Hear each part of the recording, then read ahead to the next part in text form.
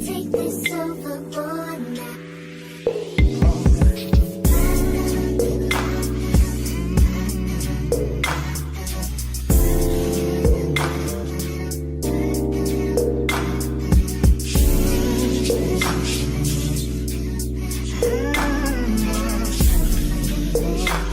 What it do, Blues Clues? It's your girl Keisha, and I am here with this week's All Tea All Shade Love and Hip Hop Atlanta Season 11, Episode 25 review.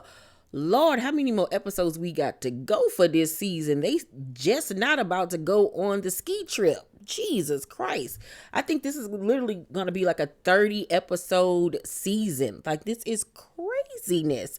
We have never had a Love and Hip Hop season that was this long. Like, oh my goodness. But anywho, let's get into this week's review. The episode begins with Spice, Yandy, Rennie, Rashida, and Sierra having a tea party together, trying to be rich, sophisticated London does. And, you know, they're just talking about their life and their situations and everything. And they bring up how Erica Banks didn't show up to the meetup with her and Rennie. And Yandy was just like, you know, she got to grow up. She got to grow up. Rennie tried. She didn't. At this point, we've done all we can do at this point. You could tell that Yandy was quite upset that she wasted their time. And I would have been too, because like, girl, okay.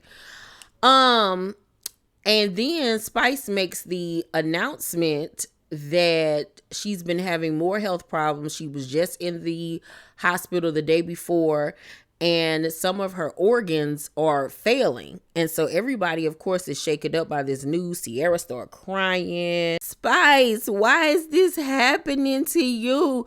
You are the most sincere, nice, and honest people I know. This literally ain't fair.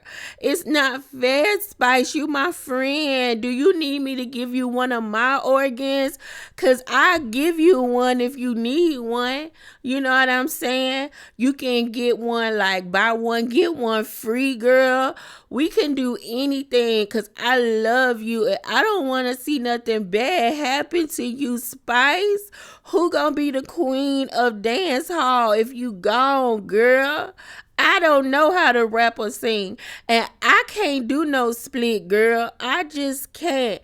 And I asked Eric about it, and Eric was like, Sierra, what you want me to do about it? I sell cars. I don't sell organs. So not funny, but of course everybody is super concerned. I wish he would have went more into detail about exactly what was going on with her, like what organs are failing, what are they going to do about it. Whew, it was a lot. It really was. And so of course all the girls are like, they're going to be there for her, and they suggest that she talk to Karlie, because they was like, despite everything y'all went through, I know you love Karlie, and I know a part of you misses her. And yes, she does some weird stuff, but we know that she really did love you too. So Spice was looking like, yeah, I do miss her. I should talk to her. So that was that. No, that wasn't just that. She said, you know, so instead of me, you know, calling her or anything like that, I'm gonna write her a letter. That way I'll be able to get everything that I'm feeling out, and for her to be able to understand me. So they were like, that's a good idea. So then we go to Joc and Kendra's house, and she brings up how she's going to go to Saucy Santana's birthday party.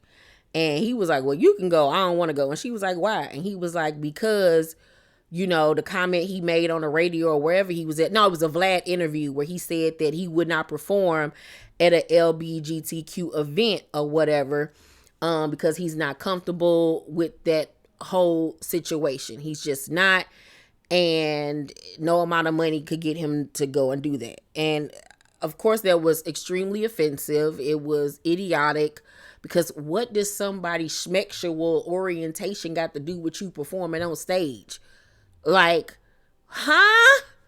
It's music. They're there to enjoy music. It's not like you about to go to a schmeck show and everybody about to be in the audience humping and bumping. Like, no, like that is so idiotic. And he points out how when he straightened his hair and was wearing his hair curled and all of these different colors, people was calling him gay, and all of that type of stuff. So if you know how it feels to be ostracized, why would you then add to it and ostracizing a group of people? Like, it's so ridiculous. And I get it, like, if I'm uncomfortable, I'm uncomfortable and all of that. But y'all want to have gay hairdressers and designers and wear gay designers clothes, because y'all be Dolce and Gabbani down, honey, Valentino down, Tom Ford down, and all of these things. But then you don't want to go and perform for these same people whose clothes you're wearing. Like, make it make sense. It doesn't. So Kendra steady talking about he need to be a liaison for the baby mama and all of this stuff, and I just want to flick Kendra in her forehead, because she's the most idiotic person I've ever seen. She's so dumb. So Yandy and the brat and Big Booty Judy and Mandices do like a little painting class together, and she brought them all together because they done the whole surrogacy thing, and she wanted them to basically co-sign for her. But when it came down to it, the brat agreed with Mandices on the situation. Like, girl, that's your egg that you're giving to somebody else. That's your child. And she keep on saying, that's not my child. It's not, all of this type of stuff. And they're like, but it is. Like, how is that going to affect your children and all of this type of stuff?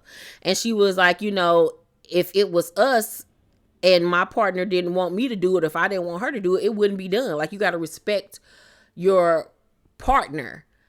And Yandy was looking like, oh my God, like, this was not how this was supposed to go. And of course, Mandices feels validated for everything that he's been saying. And they also go on to tell her that, yeah, girl, if you're going to do IVF and the whole egg retrieval, like, you got to take multiple shots. You got to take a shot every day. Like, it wears on your body. And she was like, oh, I thought it was like a wham, bam, thank you, ma'am type of situation. And they was like, girl, no, like, this is extensive process. Like, So now that she see that it's going to wear and tear on her body, now she's starting to second guess it. And I'm like, Yandy, girl, please have several, because you should have known better. Joc ends up going with Kendra to Saucy's birthday party. They end up having a whole conversation about him not wanting to perform with gay people. He's steady saying that he, felt uncomfortable. They end up coming to some type of resolution where it was just like, okay, it is what it is. But Saucy and Zell are going through stuff or whatever, because I guess he been out here talking to other women, or other people or whatever, or not answering his phone. Girl, I was half paying attention. Don't give me the line. But they gonna have some issues on next week's episode, and they gonna get to tussling, child. That's all I know. Spice and Karlie at the end of the episode come together at a park, at a park bench. And Spice starts off calm and like a normal person. And she gives Karlie the letter that she wrote. She wrote her a 4-page letter. And so Karlie stands there and reads it. I don't know if she fully read it or if she skimmed over it or whatever, but she read it. And Spice gets to telling her all of the things that made her feel like weird towards her, or feel like, she couldn't trust her, or feeling some type of way. And Karlie's listening to her, but as soon as Karlie tries to tell her what she's done to upset her, Spice don't want to listen.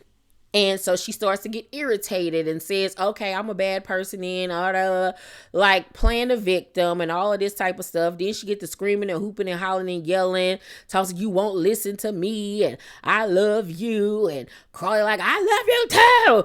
And I'm thinking at that point, they're going to hug and make up. But nah, Spice keep on telling myself, okay, I'm just a horrible person, because Karlie brings up like, girl, okay, I heard what you're saying, but at the end of the day, you put your hands on me. And Spice is still trying to justify what she did. And nobody said you was a bad person, but at this big grown age, you need to learn how to control yourself better. And you went and attacked this girl for literally, honestly, no reason. For real. She didn't do anything that was worth you doing that to her. It was unnecessary. It really honestly was. Like, you was on one doing that family reunion. and you needed to been heavily apologizing to her. You can still feel how you feel and get that out, but you also needed to apologize to that woman profusely for putting your hands on her, because that was so unacceptable. But she still did not want to take accountability for anything. She get to doing all of that acting and screaming and hollering and yelling and storming off, and basically they're still at point zero, and it got worse this week on social media. I'm going to do a video on that, because now Spice is accusing Karlie of some other stuff, and at this point y'all just don't need to be friends after everything that has gone down. At this point, I don't think that the friendship can be salvaged. But overall, I'm going to give this week's episode of Love and Hip Hop Atlanta a C+. It was cute. It was cute for what it was. But y'all let me know what y'all thought about the episode down below in the comment section. Make sure to thumbs up this video, like and subscribe, and hit that notification bell button. I love you guys, and I'll see you on the next video. Bye.